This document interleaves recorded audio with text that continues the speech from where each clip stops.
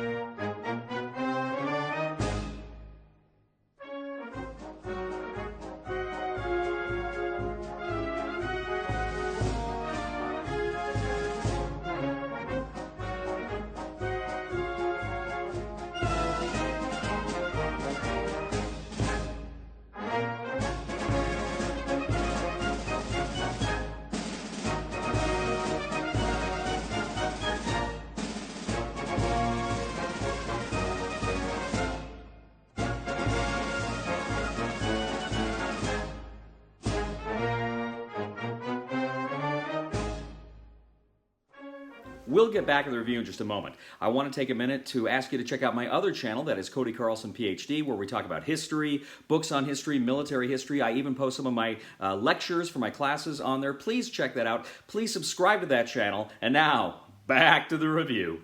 In Votes for Women from Fort Circle Games, two players take on the roles of either the suffragettes, as they seek that great cause of women's suffrage, or as the opposition, who doesn't want women to vote.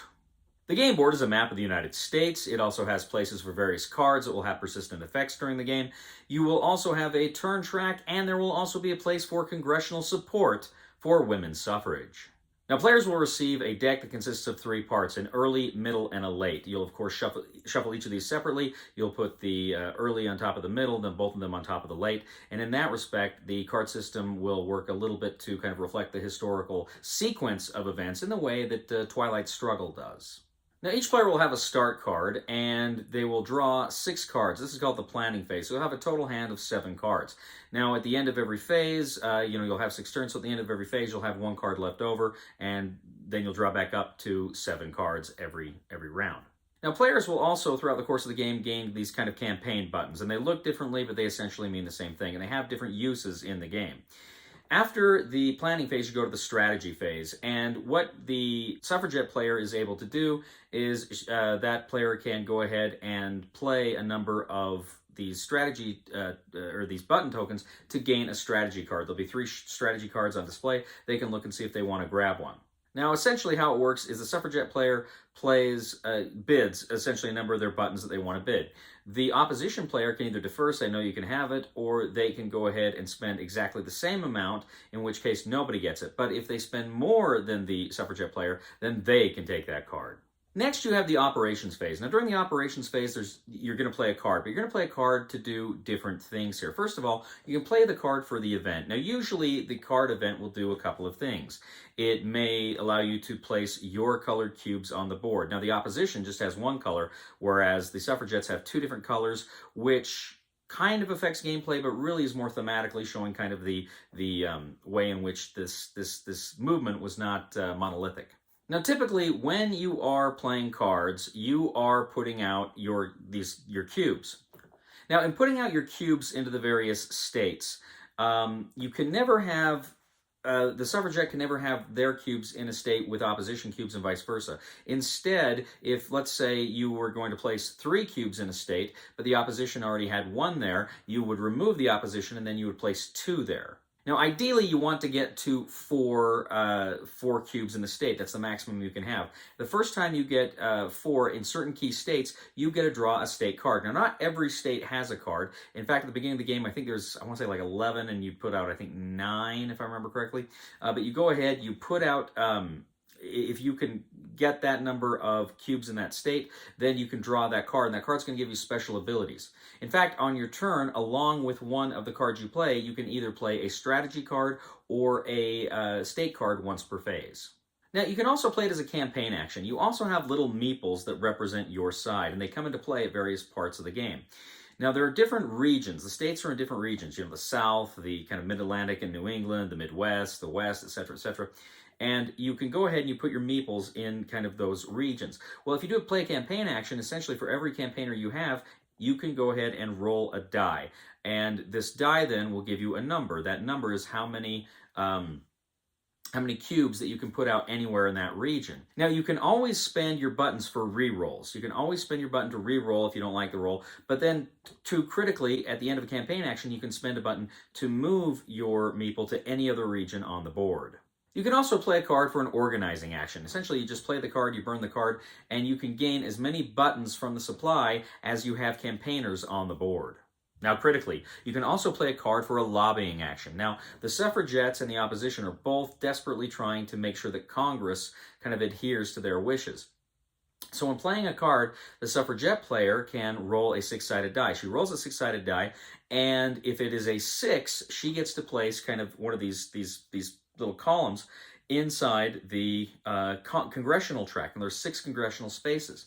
At the same time, the opposition can play a card, and if he rolls the die, then if he gets a 6, he can remove any of those from the political track there. Now, some card effects, some event effects can also put more of those out or remove most of those, but getting control of Congress is going to be key to winning the game. Now, after you've each played 6 cards, the round comes to an end, and you immediately go to cleanup phase. Now, I should point out that some of the cards you play will go to different spaces on the board. Some of them will go to kind of a persistent effects for the game. Some of them will just say they're persistent effects for this this phase of the game, and in which case, after that phase is over, it is removed. Some of the cards are going to be for final scoring. You place them in the final scoring. So as the game goes over, you're going to have these different cards pop up in these kind of permanent spaces on the board. Now, once you have each played 6 cards, the operational phase is over, and you go to the cleanup phase. You remove any, persistent for the turn cards from the board, and you advance the turn marker. Now, at the end of phases 1 through 5, you essentially just go on to the next round. However, if you get to the end of the 6th phase, and the suffragettes do not have political control of Congress, and the 19th Amendment has not gone before the states, then the opposition immediately wins the game. Now, if at any time the suffragettes succeed in getting all 6 of the political markers out there, they have essentially gotten the 19th Amendment through Congress and is now to the states to ratify.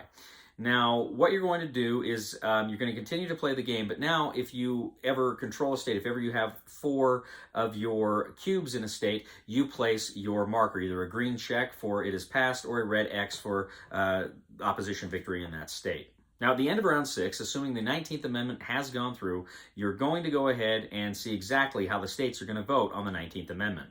Now, during final voting, any states that already have a green check or a red X, they're locked. They've already decided. But what you can do is you can essentially go to each state, state by state, and see how many markers they have there. You're each going to roll a die, and essentially it's high roll wins. But the side that already has cubes in that state, they add that number to their die roll. Also, too, you can still spend any of your buttons to re-roll your dice. Now, as soon as the suffragette player can gain 36 states, they win the game. But if the opposition succeeds in getting only 13 states to their cause, then the opposition wins.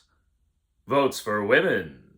So, Votes for Women, Fort Circle Games sent me this a while ago, and I was looking forward to it, largely because I was very impressed with Shores of Tripoli. I thought Shores of Tripoli was a really fun and interesting, light, card-driven war game. I thought it was really quite remarkable for what they were able to create with just the cards and the cubes and the board. It was really an engaging experience, really a lot of fun. And so I was kind of looking to see what they were going to do next. I saw they're doing Votes for Women, and I got to tell you, so I'm a historian. I'm a military historian, and if you watch the channel, you know I like a lot of war games. Not a lot of the real deep, complex ones, but I like a lot of light war games and stuff. I have a lot of fun with them. Really enjoy them. But one thing I really get a kick out of, one thing I really appreciate, is really good, thematic, detailed games based on history that are not war, because there's so many war games, and I love them, but I really like to see people take that same care and interest with other subjects in history. I find that very fun. It's fun to recommend it to my students. And so I thought this this potentially could be a very cool idea for a game because, of course, I mean, ultimately, at the end of the game, it's a political game, right? You're trying to get the states and congressional support for your position here. So I was interested going into it, and I had high expectations because, as I say, Fort Circle Games had really wowed me with their first game. So I went ahead and I actually got this one. I think like in late December or early January, and I wanted to play it as soon as I got it. But Kim, she lives out of state. She was coming to see me at the end of January. She wanted to play. I told her about this game. She really wanted to play it. So I said, okay, I'll wait for her. So we played it. She came and we played this game a few times.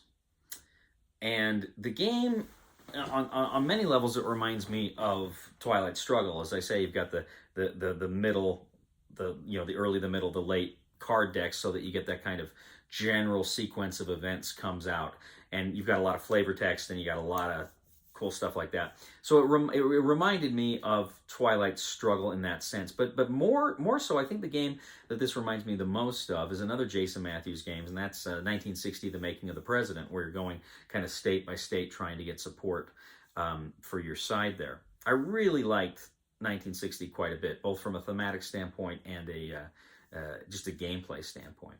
And this game really reminds me of that quite a bit. But I think I like this one better. And I'll tell you why. First of all, let me just say this game is incredibly easy to learn and to play and to teach.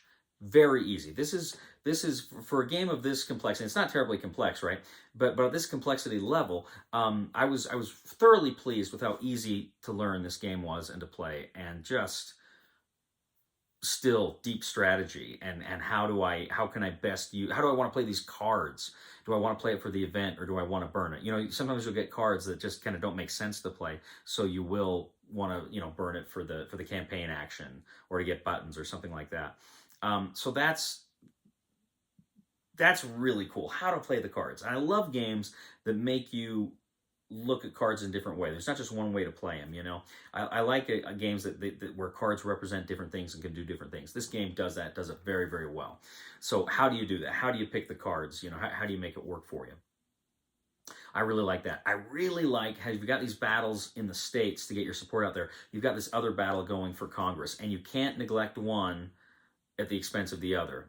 Rather, you can't support one at the expense of the other. You have to kind of keep a balanced perspective about where am I putting my resources and how am I using my resources. It's an incredibly engaging idea here. Do I want to get these states, or do I really want to take a shot, even though it's a long shot, knocking down or getting some of that political support? Really like that quite a bit. Really like that aspect of the game quite a bit. And then what is kind of, to me, just the most fun of this game is when you get to when the 19th Amendment is ratified, which is not a foregone conclusion, right? Because we play games where it didn't happen. But when you get to that point where it's happened, and now suddenly it gets real, and you're trying to lock in those states, and as the game progresses, just like historically, the suffragettes were getting stronger, and support for women's voting rights was getting stronger. And so the opposition is getting weaker, but they're still just strong enough, and they just have to take 13 of those states to win, right? And so when you get to that final scoring, and you're seeing the board, okay, and you're doing the math in your head, okay, I've got 7 states, I need to keep 6, or I've got 20 states, I need to get 16, and you're really doing that math, and you're just sweating every roll. Do I want to do a reroll on this state, or should I wait? Should I hold my reroll? You're looking at those states where you got a lot of cubes, thinking, okay, hope this works, and you got somewhere you don't have any, and you're like, it's anybody's chance, right? Really fun and really engaging. And if I haven't made my point clear, I don't like this game. I don't like this game. I love this game. I love it. This is one of the best games come out of 2022. It is so much fun. you get that same feeling from a Twilight Struggle or a 1960, but it feels like it's a little more streamlined, a little quicker. Games maybe 90 minutes tops, and it's quick. And assuming you don't have AP, you can get out there and do things. And there's so many options and fun things to do. This game is seriously one of my gems from this last year. I haven't yet ranked my games. I got a best of 2022 coming. If I haven't posted it already, maybe I don't know when I'm going to post this one, but I haven't done it yet. And this is definitely going to be on there near the top because this game is phenomenal. Phenomenal. It has got a great theme and it's got a phenomenal gameplay. I recognize maybe, and I don't want to get into the politics or anything here of modern day, but maybe there are some gentlemen out there who may not be interested because of the theme for whatever reason. I recognize there are those people out there. Let me just say, please give this a chance. Please give this a chance. I think you'll love it. I think you'll get a kick out of it. It's such a fun game. And I got to admit, too, I kind of get a kick out of it. I was actually in one of my classes the other day, and I was telling my students about this game because we were talking about the suffragette movement. I was saying, this game's great. And I can say with no small amount of pride that today, as I'm making this video, I'm coming to you from the tropical state of Wyoming. And for those of you who don't know, Wyoming was the first state or territory in the United States to allow women the right to vote. And that's why Wyoming is the equality state. And so there's kind of a special little kind of connection there that I kind of had a little joy in talking about with my students. So that's a lot of fun. And one other thing I would like to say, again, as a historian, why I appreciate this, is the game actually comes with a number of documents, newspapers, and stuff like that about it. So this is a game that you can tell they're not just trying to make a game here. They succeeded. They made a brilliant game, but they're also trying to educate people. And friends, let me just say this again. This is a phenomenal game. Just absolutely phenomenal. One of the best of last year, certainly. And this is obviously going on the shelf. Going to hang on to this one for a long, long time. Recommendation for the discriminating gamer for Votes for Women is 100% buy it. Well, ladies and gentlemen, thank you once again for joining us today on The Discriminating Gamer. As always, we ask you to please leave a comment for us on YouTube, on Board Game Geek, on our Facebook page, or on the discriminatinggamer.com. Please, please, please like us on Facebook. Follow us on Twitter, and subscribe to our YouTube channel. We want to make this channel grow, and we really need your help to do it. Please spread the word if you've already subscribed, and let your friends know about the channel as well. I'd also ask you to check out my other channel, that is Cody Carlson, PhD, where we talk about military history and books on history, and I even post some of my lectures there on Nazi Germany and World War II. So please check those out as well. I'd also ask you to please give a thumb to this video. That also helps us out. Ladies and gentlemen, though, speaking of teaching, whatever, when I was in school, just a kid, we had a teacher, and she was cross-eyed. She really had trouble controlling her pupils. Please somebody help me on my feet again, and I don't know where I'm going, and I don't know where I've been. Please somebody help me on the solid ground. It's a long time, and I've been dying. Once a year I wind up in the band. Happy to you, happy to you.